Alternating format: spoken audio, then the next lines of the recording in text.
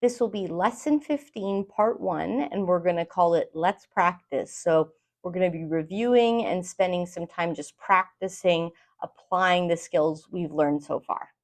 I want to take a moment to talk about the process of learning to read music with ease. So just like learning to speak our native language is usually natural. Of course, there's always learning disabilities and things like that. But for most people, it's very natural. And also singing can often be very natural. Learning the oral tradition of music can be very natural and easy for a lot of people. But learning to read and spell in English almost never comes automatically. Even kids who are really great readers still have to be taught the basics of phonics, to become truly proficient at it. So there's no ceiling on their ability to learn to continue to improve their reading skills. Similarly, in music, it is something that has to be learned.